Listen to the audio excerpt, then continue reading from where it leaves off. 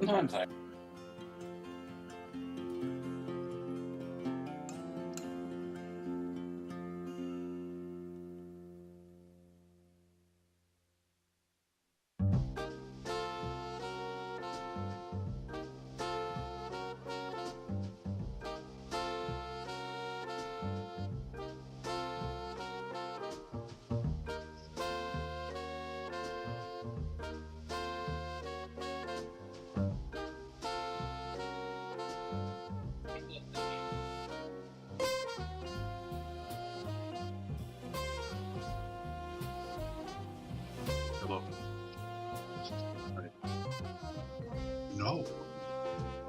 was 3 in the afternoon. Where would it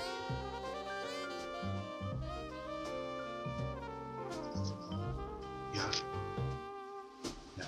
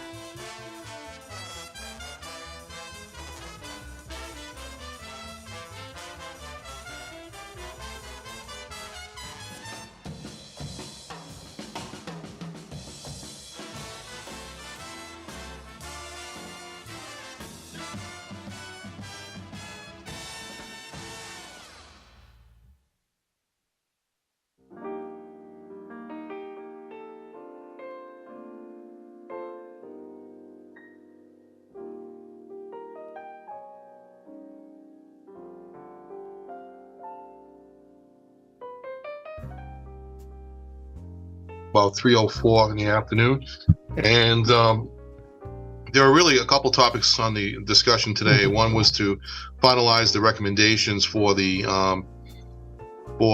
capital plan for this year, as well as hear from the advocates for two articles in the annual town meeting for consideration, both of which are related to street and as well as actually sidewalk issues for the most part. So I'm going to start off, Marie, as far as George, are you on, George? Yeah. George? Yes. All right, so the agenda for today's meeting, I don't have the agenda in front of me, by the way. I'm sorry, I don't have that. But so I think we're going to start with the hearing from the two article sponsors, and I'll start off with Jack Martin, because Jack, I think you submitted yours first. So why don't you just explain to the committee what your thoughts were and what you were hoping to achieve, if you could. Sure. We should back off and look at what are the fundamentals.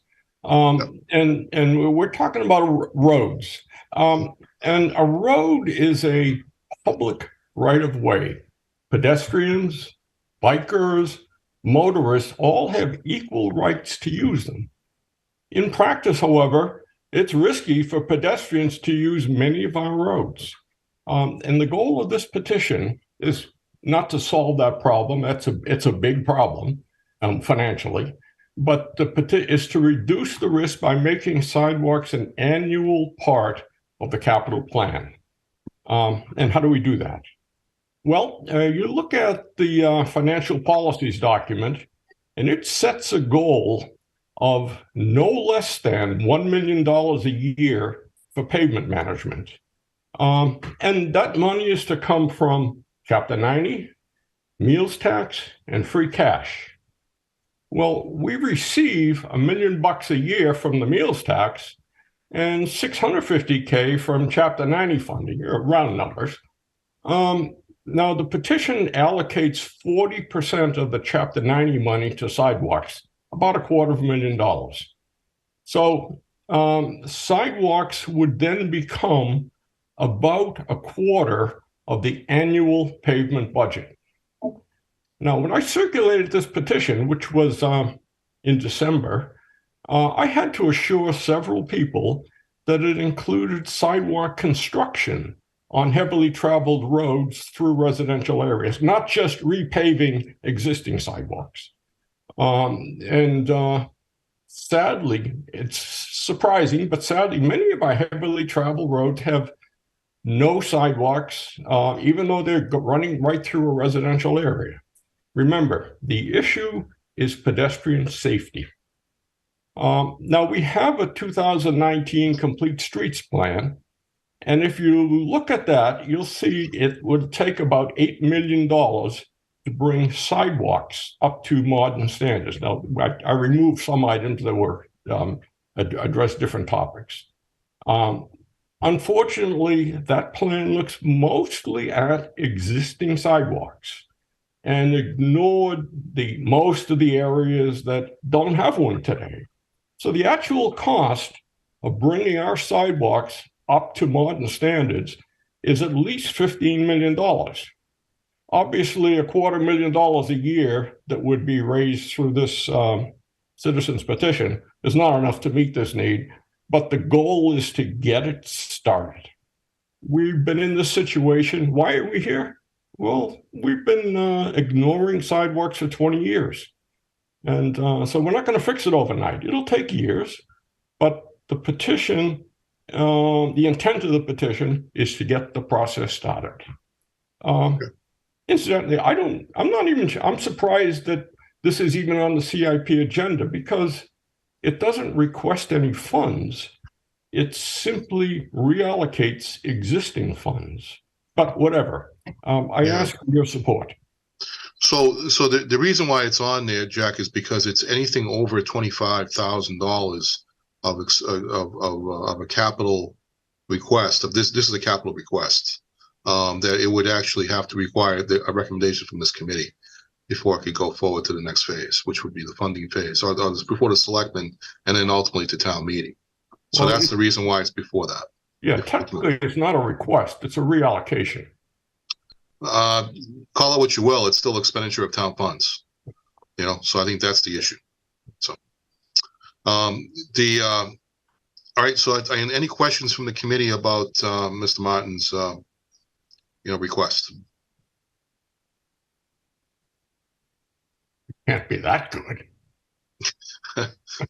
No, I think, in looking at kind of the history, and at least over the last 9 years since I've been here, Foxboro has certainly made the roads the priority, for that funding, the Chapter 90 funding and any other additional funding that came from OPED or Winter Recovery Act money. It certainly has been roads first. And I think that goes back to probably a lot of years of neglect on the road network. And that's what was being pushed, 10 plus years ago when the pavement management plan came in with Roger. The directive was fix the roads. Over the last, really 2 years, we've started to get that feeling from residents that they want to see the sidewalks, done as well, in conjunction with the roads. So, that I think, and John is, I think, kind of in the same lines of where you are, Jack, that money needs to be spent on sidewalks so that we can start to make those improvements. The complete streets plan that was put into place, has not resulted in a lot of funding from the state. So we've kind of been stuck with that Chapter 90 balance, and that's been about it. I do think that taking 40% of the Chapter 90 funds is going to do so in the detriment of the roadways in town. Not that I'm not in favor of spending money on sidewalks. I think we need to talk about, additional funding to get to that $1 million for roadways, and then what do we do for sidewalks beyond that? And I think that's what kind of we're here. So, like I said, I think the request makes sense. The dollar amount, $250,000. Current bid prices, that gets us about a mile of reconstruction. Is where we sit for $250,000 a year. It's a mile of removing what's there and putting it back. So any new construction that we look at, what trees are in the way, what telephone poles are in the way, are there drainage issues that we need to deal with, sloping issues, kind of what we talked about last year with the South Street project. There was just a lot of other things that go into it. So I think that's why that complete streets plan kind of prioritized reconstruction and closing gaps before we went and started expanding the network. So that's my DPW hat. Chris, I don't blame you at all for this. This existed long before you were on the scene. Yep. So I'm not pointing the finger at you. You're key to the solution. It's also I can remember. I'm a long-term resident. Every year there'd be a few new sidewalks built through the 70s, through the 80s, well into the 90s.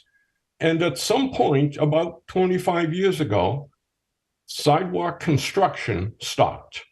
I'll just give you one example from the past. 1992, I believe, I could be off a year, the town rebuilt Chestnut Street.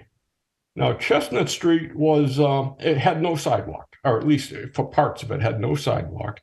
The plan was to narrow the pavement in some areas so that they could put a sidewalk in. I went to the Board of Selectmen's meeting. It was called Board of Selectmen then. I don't know when. At some point it'll change. Maybe it has. I went to the Board of Selectmen meeting on that when they were reviewing that, and I asked them, while you have the equipment and the manpower on site, extend that sidewalk around the corner to Cocasset Street, where there's a reasonable stretch of probably a third of a mile. I don't remember how much. And everyone thought that was a great idea. We will do it. Somehow we have to find the money. This was 1992. Couldn't find the money. 30 years later, we're still looking for the money. That place still doesn't have a sidewalk. Now, this is a main road, but it's one of many. Well, I think the part of the confusion here or the concern is that the policy discussion focus. This happened long before, even before I got here. Oh, yeah. Jack, was that the policy discussion? I'm not blaming you. No, I'm not suggesting you are. So I'm just saying to you that I think the policy discussion and direction from the town, and I believe this was before the board before Dennis's time as well, that this was a policy discussion was to prioritize the roads first and do the sidewalk second. And we only have so much money to spend, right? And I think that's where herein lies a change of policy, if you will, in terms of how this is being prioritized. Now, that doesn't mean that your request is no different or doesn't have merit. It certainly does. But I think it would be a change in policy and direction based upon what you're asking. And I think the same holds true for John in that respect. So, but without getting into too much debate about this, we do have one possible solution to this, but it is going to cost more money.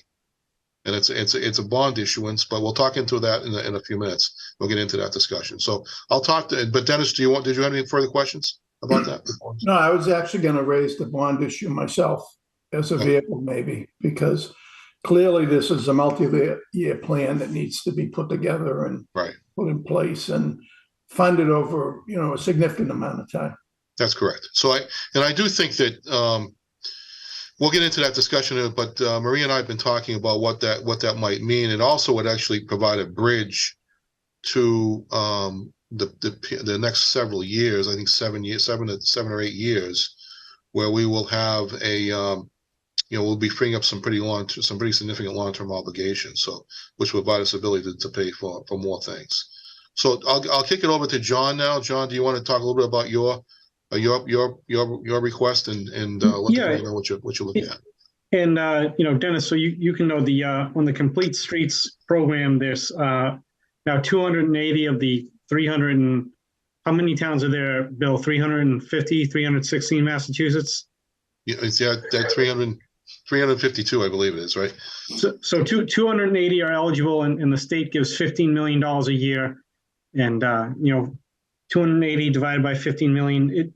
The time schedule is every 3 to 4 years. A town will probably get one project funded to up to 400,000 is the max eligibility. So this state program is good, but it's not going to get us any money anytime soon. We got one project, East Street, which is funded, but it will probably be 3 to 4 years before another project from that plan gets any state attention.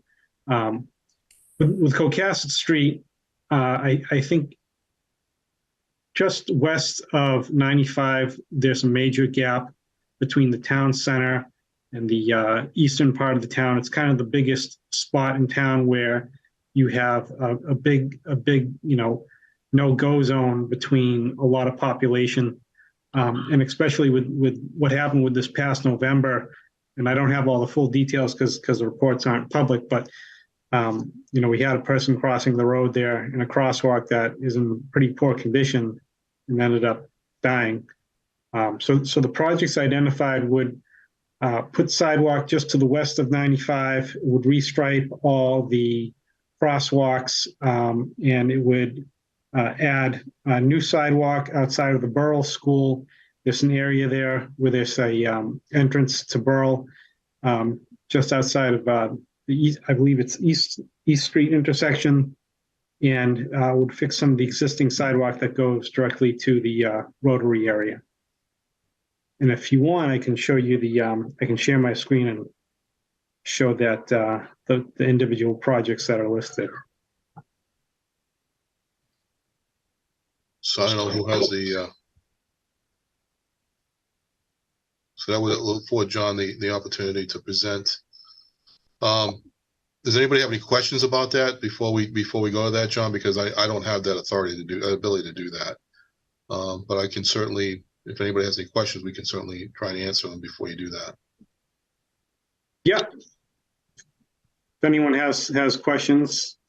Lance, you're familiar with the area, and Chris, you're familiar with it too, right? Okay. Okay. All right. And Dennis, any questions? Share your screen if you wanted to. You can share? You should be able to. I look at the overheads, and I think having John walk us through would be really helpful. Okay.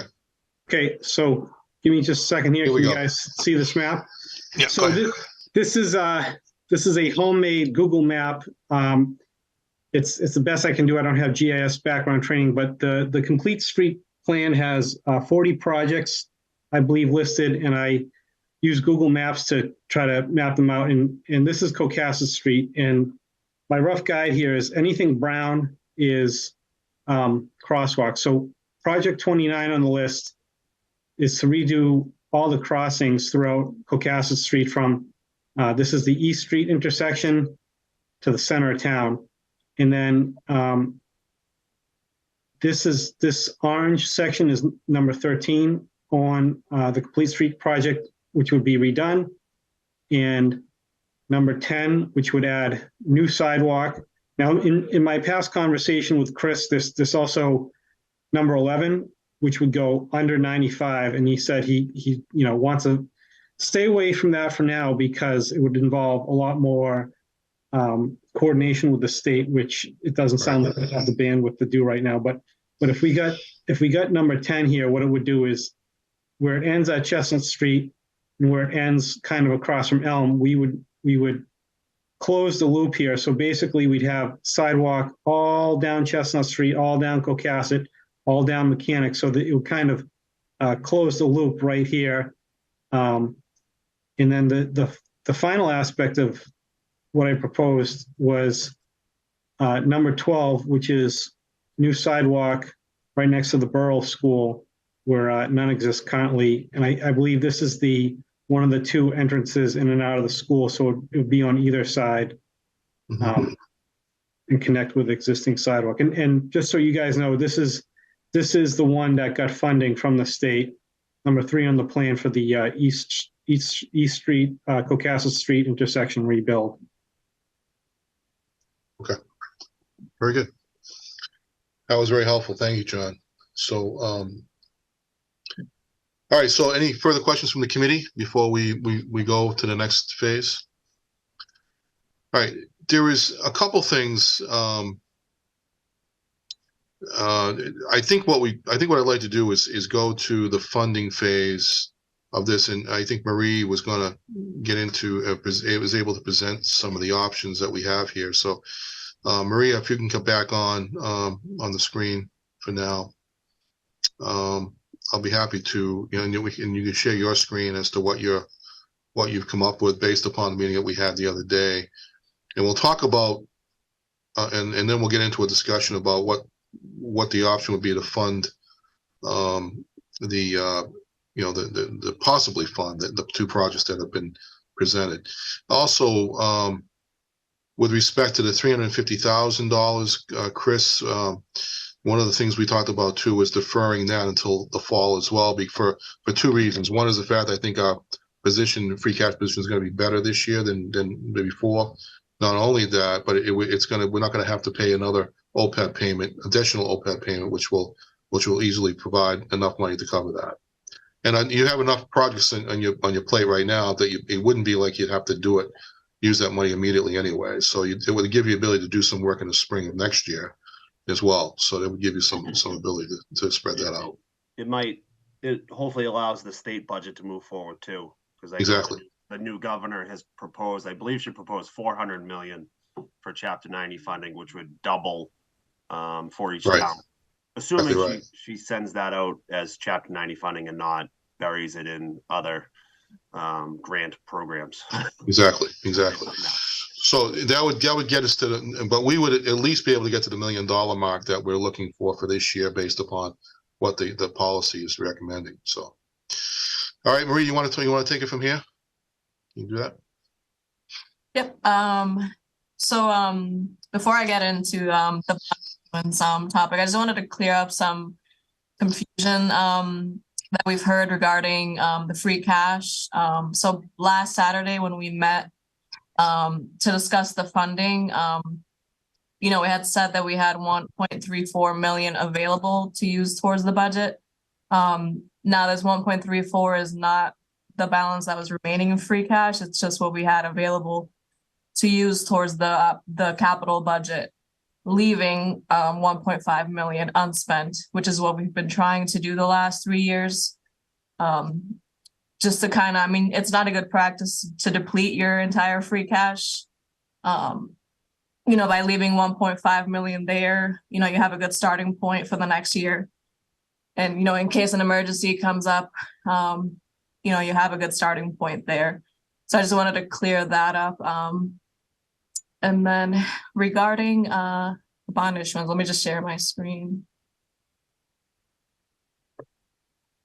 Bill, for both, I think Jack and myself, if there's something on track for the May annual meeting that looks like a strong presentation, it would change what Jack and I have, I think, at least thought-wise on what we want to do with the two articles we have, set for the town meeting ourselves. Yeah, fair enough. So I do think, though, that this is a case where we have to get serious about whether or not we want to do this, because I don't think there's anyone disagrees with what you're proposing, either one of you. It's a question of how we pay for it, right? And I think that's the point that we've been trying to get to. What's our financing strategy? And I think because there's real merit to what you both say, I think that it's not going to be my ship to manage anymore, but it certainly makes a heck of a lot of sense to me that we should be spending and prioritizing this stuff, because particularly where if you read, there's recent articles and books that have been written about this, that we should be spending more money on sidewalks and bikeways than we should be spending on roads. And that's the reason why that is, because we want to encourage more people to be walking more and driving less. And we can't do that unless we have a good network of sidewalks and bikeways. So with that, I'll kick it over to Marie. Go ahead. So we had a phone call earlier with Hilltop. There are financial advisors. So anytime we're looking into doing a bond issuance or just brainstorming, we usually reach out to them just so they can give us an update on where the market is at the moment. Because we do have a AAA credit rating, that makes us eligible for some of the better interest rates. So right now, say if you were to borrow $10 million, and according to to Chris, you would need about between $750K to $1 million per year to be able to tackle some of these projects. So if you were to do a bond issuance, a 20-year bond issuance for $10 million, right now the interest is anywhere between 3.5% to 4%. You're talking about debt service. So year one would be $900,000. So, and as you could see here's what the debt service would look like over those 20 years at the 4%. And then on the other side, if you wanted to see what the impact would be to the taxpayers. So the current year single family home average value is $552. So before you go any further than that, Marie, what we're talking about here is a debt exclusion to do this. All right, so this is not just a straight bond, just borrowing, because we don't have the capacity within the budget to pay for that debt service. We will in a number of years from now, but not right now. When I think this is, like I said, we talked about a bridge to get to that situation, which would be fiscal year 2031, if I'm not mistaken.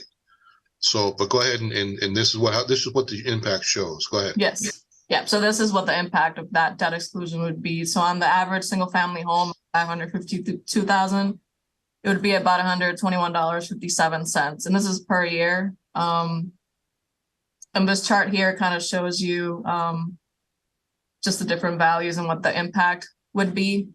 And as Bill mentioned, this would be essentially a bridge. So you figure with $10 million, that would give, money to DPW to be able to do about 10 years worth of projects. And 10 years from now, our pension and OPEB will be fully funded. And at that point, the $980,000 that goes towards OPEB will then be reallocated back to roads and sidewalks. So this is essentially just a bridge. And given that we have a AAA credit rating, we are eligible for very low interest rates. So right now it's at 4%. So essentially the way this would work is it would to the ballot. So the residents would have to vote yes. Then we'd have to go to town meeting to request the authorization to borrow. You would then actually borrow, the actual bond issuance would occur anywhere from 6 months to a year, not even a year, 6 to 9 months after town meeting, I would say. And then the first payment that you would have to make on this debt would be in fiscal year 2025. But once you do the bond issuance and once you have the money, you could start to spend it right away. So you're talking about 6 to 9 months after the May town meeting. Bill, if, let's say this sounds good in theory, what's the step to get this to the May town meeting? Well, that's so we talked about that today, actually. This, because if we went in this direction, we would probably need a special within the annual to do this, because it would require a special town meeting action to approve an article to do this. So it's not it's not out of the ordinary. I mean, we've done it in the past, so we could do that. The other option is to wait and just do it in the fall, but then you have to wait for but then you also have to have it's a dual process. It requires town meeting as well as an electorate vote. So it's a two-step process. So which means that you can be done either way. It can be theoretically can be done either way. You could just do the town meeting, the election first and do the town meeting second, or you could do the town meeting first and the election second, or vice versa. So I think that's really the issue is, but we already, the town meeting warrant is closed. Selectmen have the ability to call for a special within the annual, which would be the one article that could be done at the annual town meeting, and then you move right into the annual town meeting after that. Dennis, what's your thought on that, since you're one of the select board now?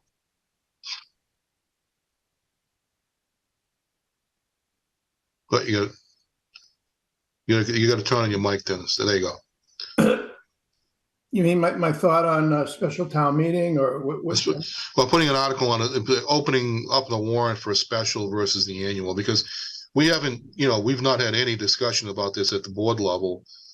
This has been the first time we've offered this as a possible solution. We want to get the committee's perspective on this first before we move on to that level of discussion and consideration. Because it sounds like Chris and Lance, you guys think this is feasible. I haven't heard you guys say, haven't heard any apprehension from DPW on it. No, we've been looking at it. We kind of have our plan ready to go for this upcoming construction season. Any additional funding obviously helps us expand that scope for this upcoming year.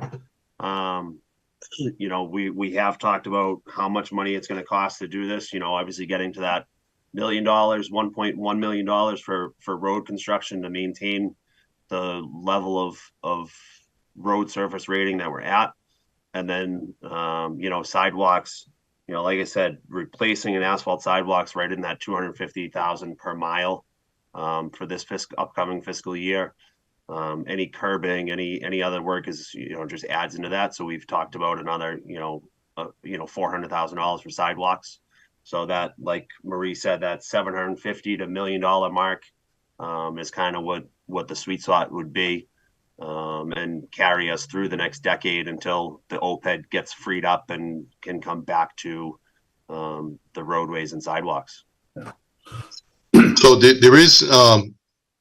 Go ahead, Dennis. You're going to say something, and then I'm going to talk to Amy about this too, because there are implications to doing that exclusion. Of course, is that there are other capital projects that we're looking at right now as well. So, and those will likely have to be debt exclusions for consideration. But there is some other pieces to this which I think are helpful. But go ahead, Dennis. You're going to say something.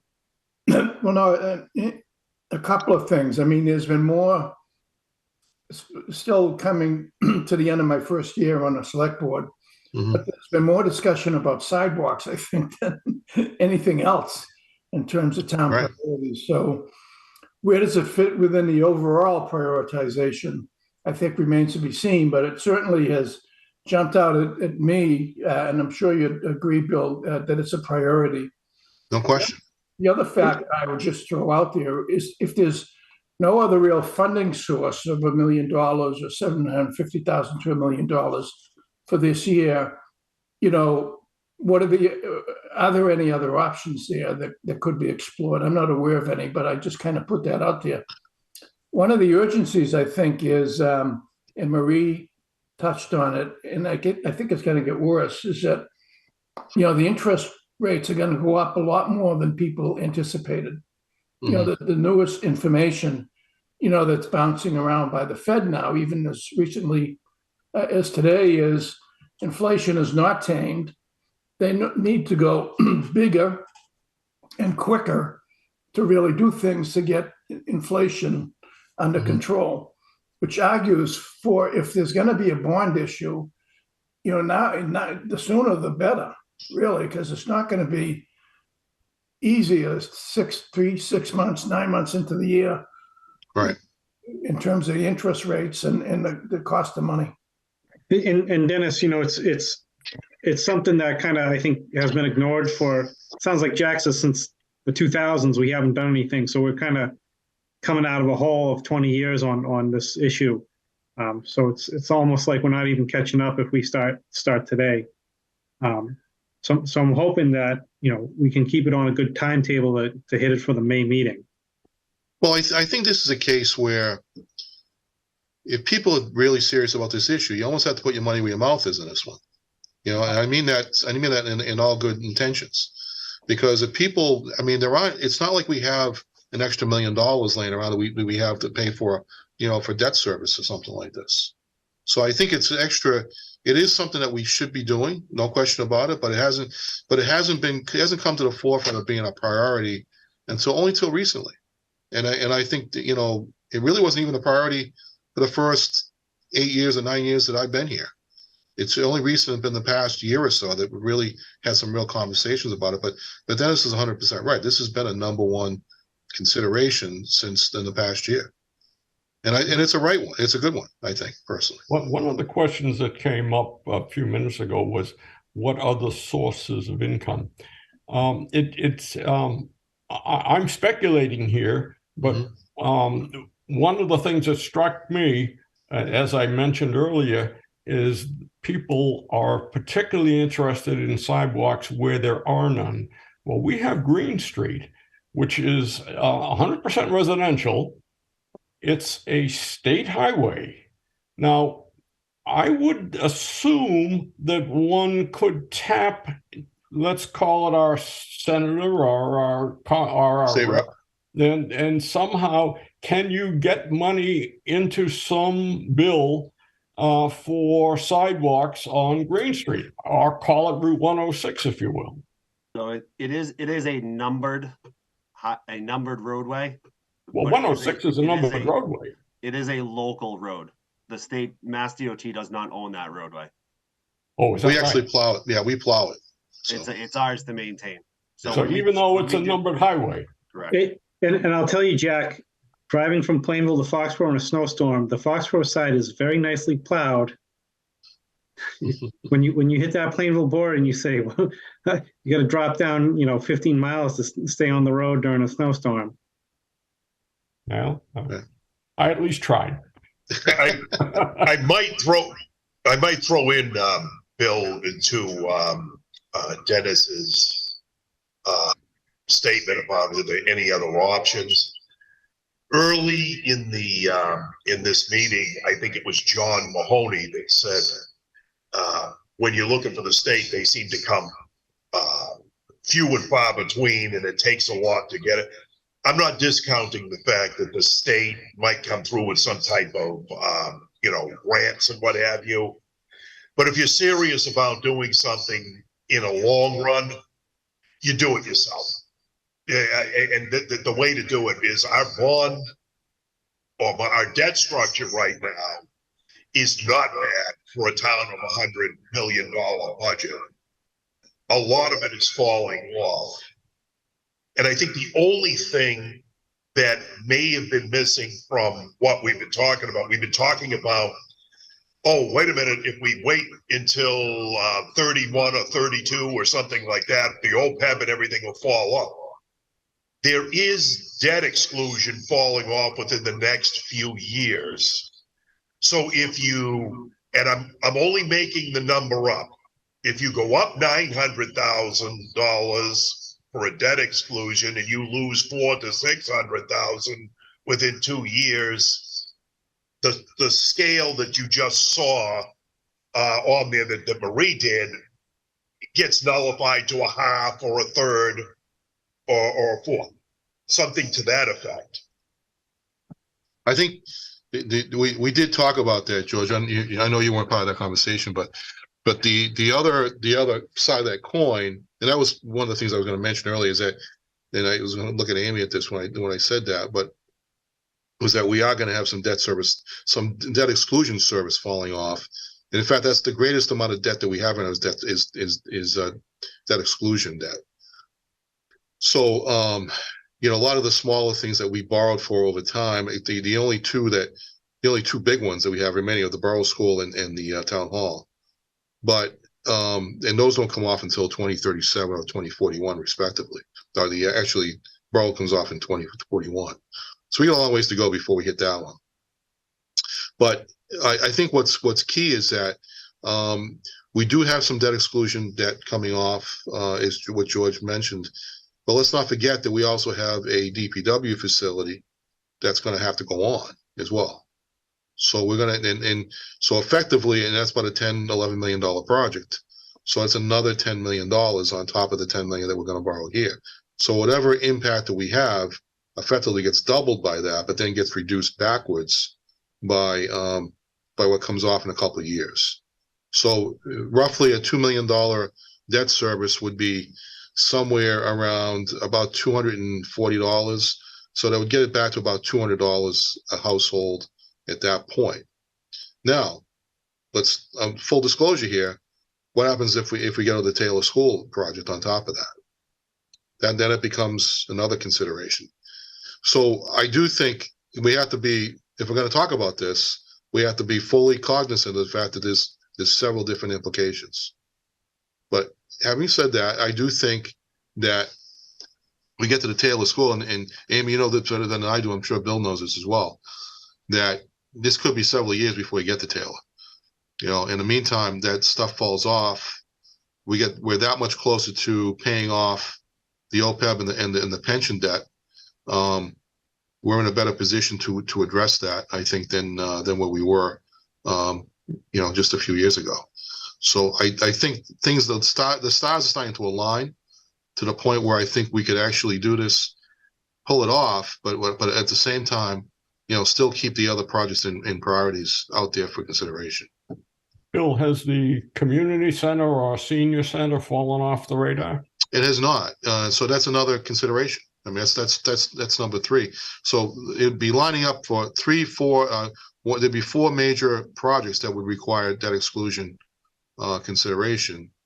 That said, though, the Taylor School would have probably 50% funding, and on top of that, the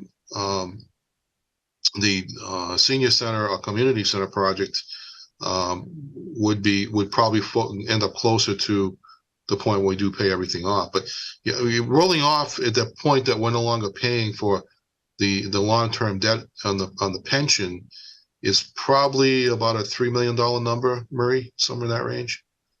So $3 million plus another $1 million for OPEB, there's a $4 million opportunity at that point.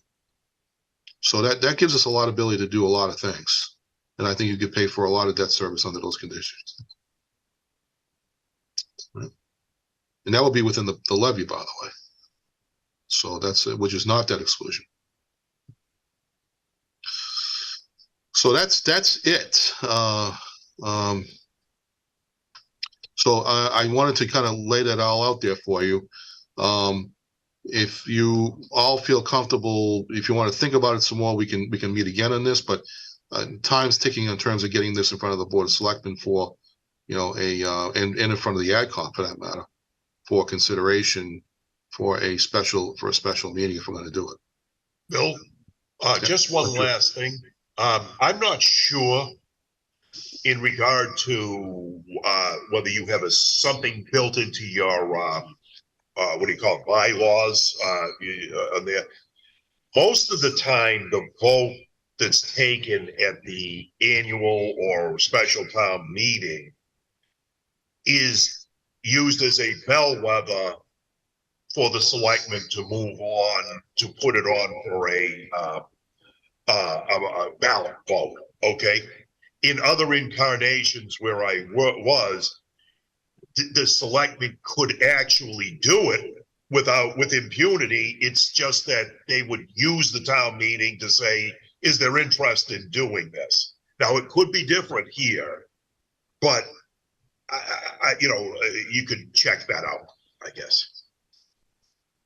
But the question is whether or not we're going to have the ability to do that. And I know Dennis is under a time constraint here at 4 o'clock, but but I want to just say quickly that if we're going to do this, we're going to have to be cognizant of the fact that you could forego the action at town meeting until a fall meeting, but if you can still get it on the ballot for consideration now.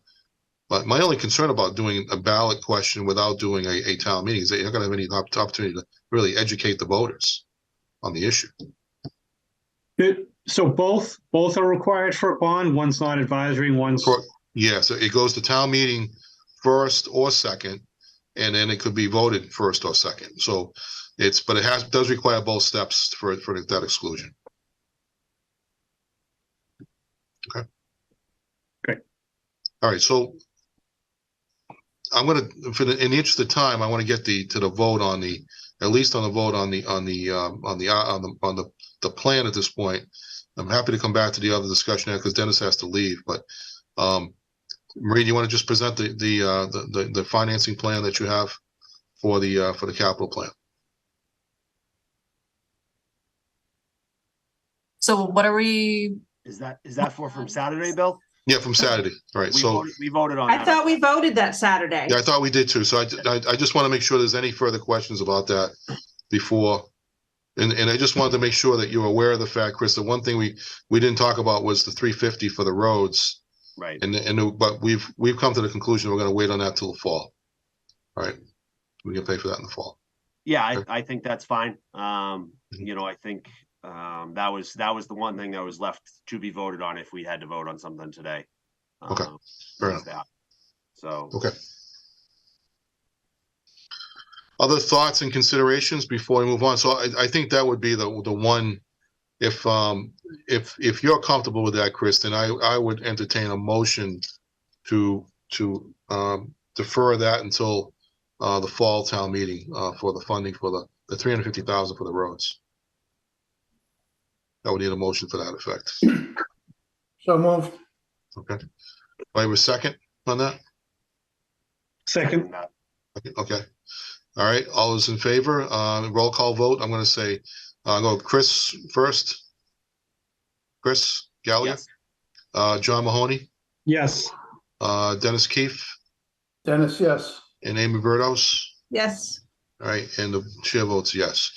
All right. So going back to, I'm not quite certain how we want to handle this next piece here, which is I think there's agreement from all the members of the committee that what the two proponents are asking for is viable, is a reasonable request. The question is, what's the financing plan to do it? And I think, this is going to require a little more discussion, even at the Board of Selectmen level, to see, how we want to get into that. But I'm looking at the agenda now, and I've not even discussed this at all with the chair because we haven't had a discussion about it here yet. But I do think that we got a meeting set for the 14th, which is already pretty full. So I'm not sure if we can even get this in for discussion on the 14th. Dennis, do you have any lingering questions that you think that you would anticipate the board wanting to know so that Bill can be prepared for those? No, I think, Bill's been there. The only question is, there's a new town manager starting, so. I know. he's going to have a say in this at some point, I would imagine. So yeah, and it's I'm a little uncomfortable for that reason. And you can see me squirming in my chair a little bit about this because the new guy is going to take this on, not me. He's going to carry this torch. So I'm a little reluctant to commit to him, right. you know, a question of this nature, and I'm not even going to be there to debate it with him. So. That was going to be my question with a bonding issue. We are going to have a change in town manager, and Right. you know what's appropriate as far as waiting on that until a new person is in place. In the role, yeah.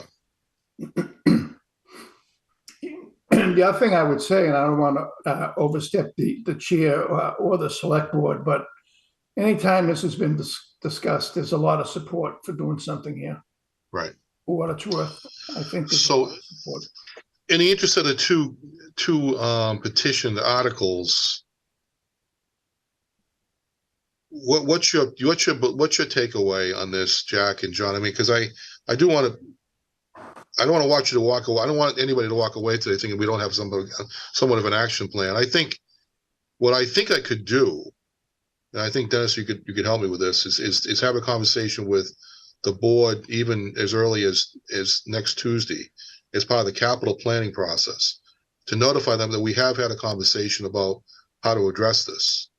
And it is going to require further discussion and a strategy before the board and the town to fund this project.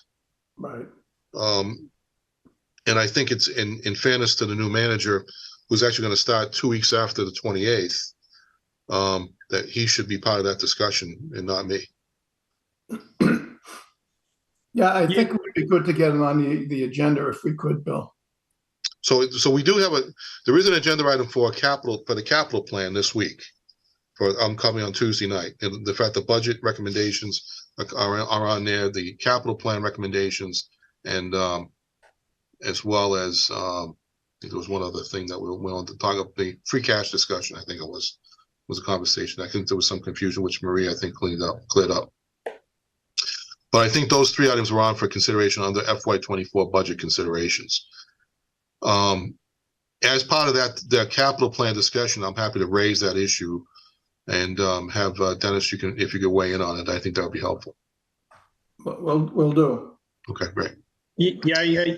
To answer your question, Bill, I see the town budget. I've been part of the process with AdCom, and any growth we have is just immediately swept into the operation budget for the various town departments. So I'd hate to have to go to town meeting and hear someone say, well, we can't afford this because there's no money left. And if that's the answer this year, that will be the answer next year. And it's